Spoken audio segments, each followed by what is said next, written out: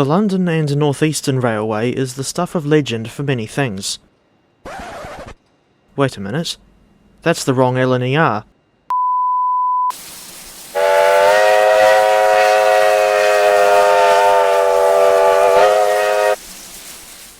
The original London and North Eastern Railway is still the stuff of legend for many things, including the world-famous A3 and A4 Pacifics. But instead of something more well-known, I've decided to look at an LNER engine that you may never have heard of. This is the F8 class 242 tank engine, another case of a design that I had never heard of until I found out she had been released for Train Simulator.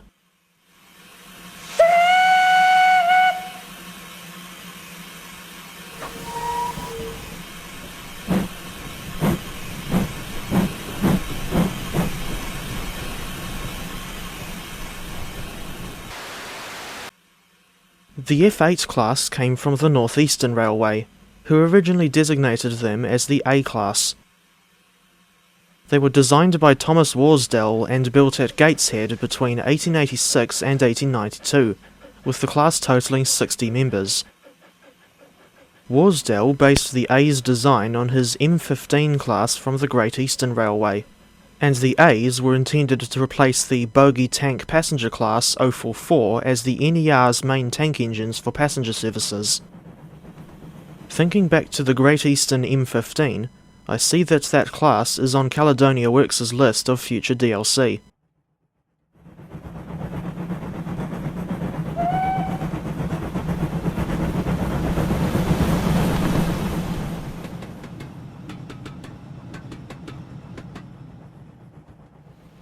The last 40 members of the A class were built with slightly larger cylinders than the first 20, but those earlier engines weren't modified to match their classmates until 1900. 23 years later, the A's were redesignated as F8 after the North Eastern Railway was merged with various other companies to form the London and North Eastern Railway. Come to think of it, I find it funny how the A class was this little tank engine, but the A2 class was a really feckin' big 462 Pacific.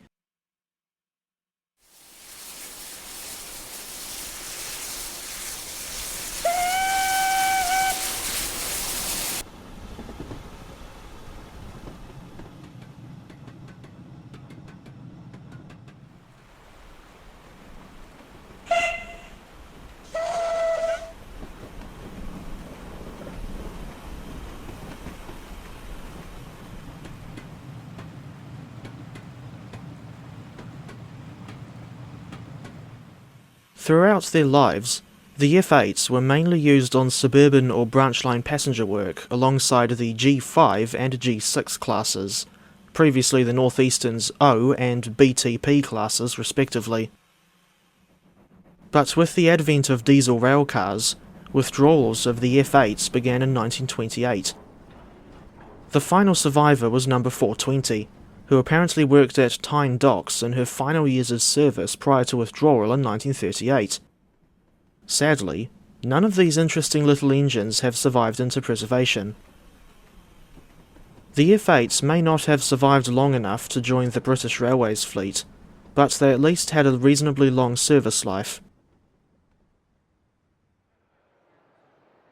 On the subject of NER steamers, I had been considering reviewing CW's rendition of the 1001 class 060, otherwise known as the long boiler, for a long time, but felt I couldn't go ahead with the idea after the long boiler add-on was discontinued in September 2024. So I chose the A/F8 class as an alternative review subject from the North Eastern Railway. Speaking of NER locomotives, I'd quite like to see someone bring the EE1 electric to TS at some point. Although it wouldn't be realistic in the slightest, I can imagine messing about with this thing on the Woodhead line. The F8 class was brought to Train Simulator by Chris Wilson and Caledonia Works, and released on the 27th of November 2021.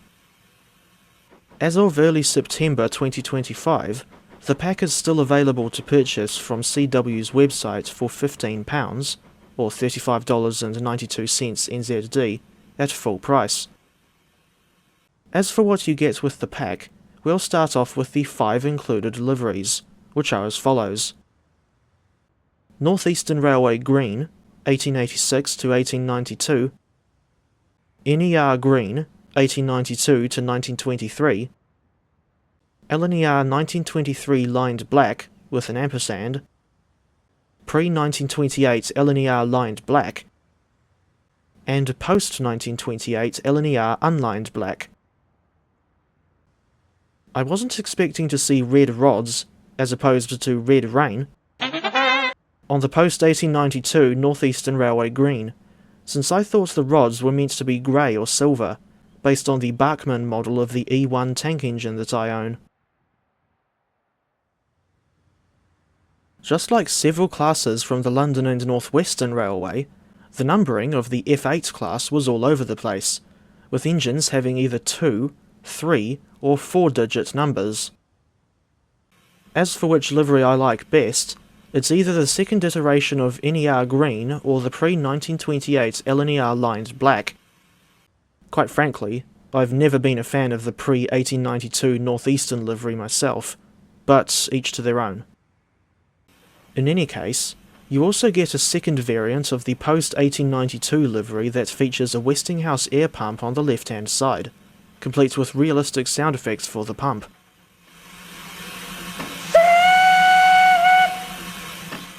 When I looked around the footplate, I noticed the somewhat spindly regulator, and these things on the ceiling that look like hooks of some kind. If anyone knows what these things actually are, please leave a comment to explain. Meanwhile, Mr. Wilson's Bible, biscuit tin, and smoking pipe can be found on the shelf at the back of the cab. He's also modelled a rulebook, which can be found next to the reverser, although the rulebook is just there for decoration, and you can't actually open it to have a read.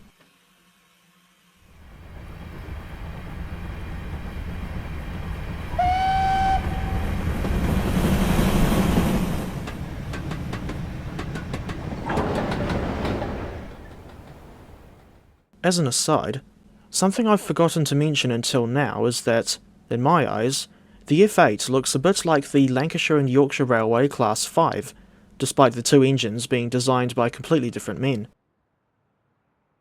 Incidentally, the only 242s I've actually seen in real life are not British tank engines, but rather this American-built tender engine in New Zealand, and a couple of tank engines at the Newport Railway Museum in Australia, with the specific engines in question being E236 and F176.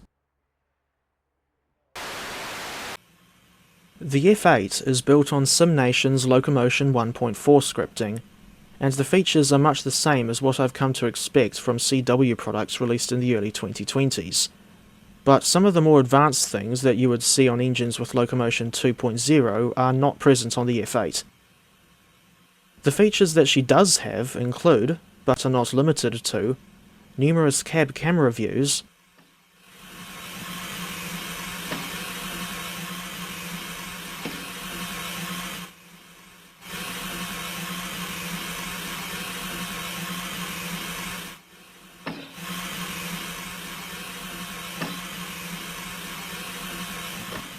realistic / fully functional boiler backhead, animated joy valve gear inside the frames,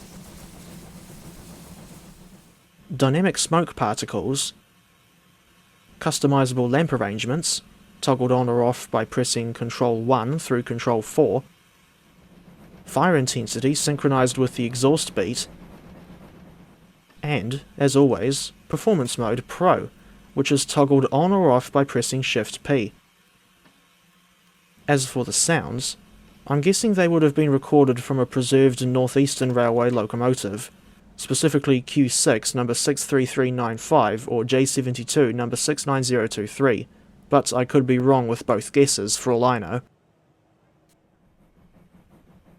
As is the norm with CW products, the F8 doesn't come with any scenarios, but she does at least have 54 quick-drive consists, or you can run the engine in a free-roam scenario, which is what I always do. The quick drive consists require rolling stock from the Victory Works LNER J21 and 2 matrix trains packs, specifically the pre-grouping and LNER editions of his NER/GNR non-corridor pack. At the time of uploading, the only one of those packs that I don't own is the LNER J21, but to be honest, I have no interest in the J21. One route on which I like to run the F8 is Derek Siddle's Weardale and Teesdale, released in June 2015. Despite being a little over 10 years old now, I think this route still holds up reasonably well in 2025, although the quality of the included Class 25 diesel locomotive leaves a lot to be desired. I'm not sure if the F8s would have run in this area in real life, but Weardale and Teesdale is at least in former LNER territory, so it's not as silly as running this engine on the Esthwaite Branch down in Dorset.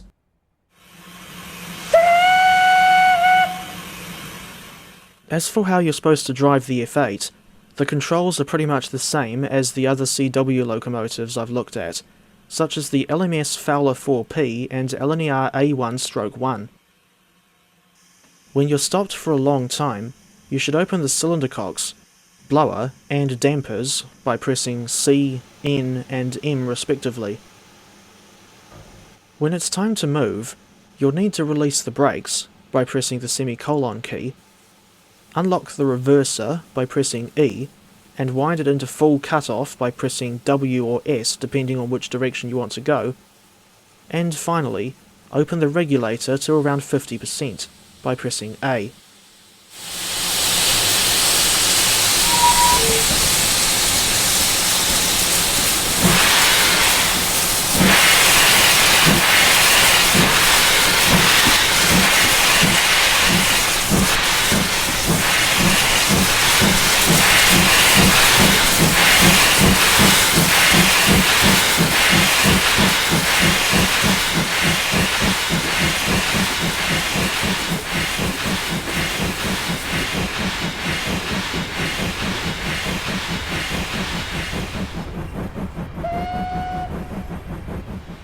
Once at 10 miles per hour, shut the cylinder cocks and wind the reverser back to 20% cut-off, or thereabouts.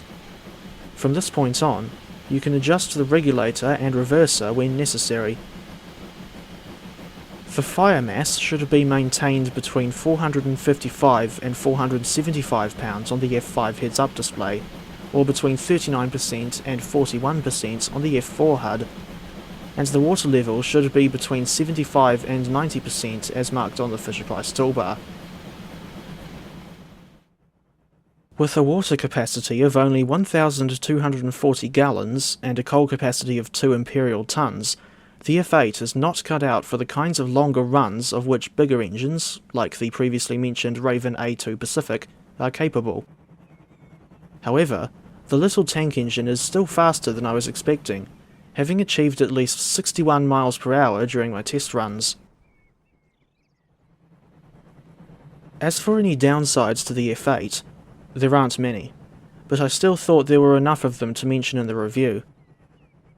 Firstly, I noticed a glitch where the safety valve audio doesn't always work, and this is not the first time I've noticed the glitch, as it was also present on the Furness Railway A5 class.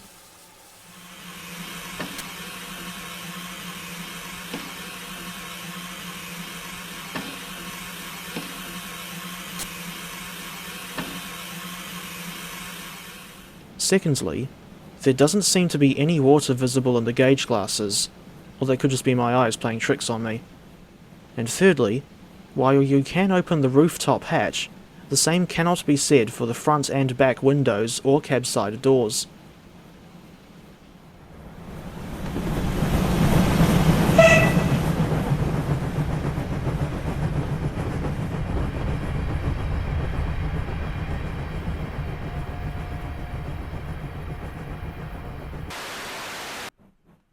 The way I see it, the Northeastern Railway A/LNER F8 class is a decent little engine where the modelling, texturing and features are concerned, but she's let down slightly by the aforementioned safety valve glitch and lack of opening windows and cab side doors. In addition, I can't ignore the limited potential this locomotive has outside of fictional scenarios, especially given the game's lack of northeastern routes set in the pre-grouping era.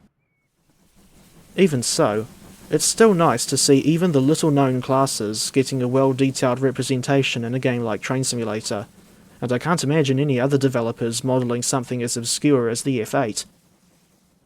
I could still recommend this engine to TS Classic players who like LNER engines, but if you're not a fan of the LNER, or its predecessors, then there are other similarly sized tank engines you can get from CW, such as the previously mentioned Lancashire and Yorkshire Railway Class 5, along with the Caledonian Railway 439 class and LSWR M7 class, and all three of these packs have a wider range of detail and livery variation to boot. Thinking back to the Northeastern Railway A class, I think this engine deserves a 7 out of 10, and if you've stuck around right through to the end, you've won a station on the Kirkcudbright branch that used to be frequented by the lead singer of Twisted Sister. It's Bridge of D. Snyder,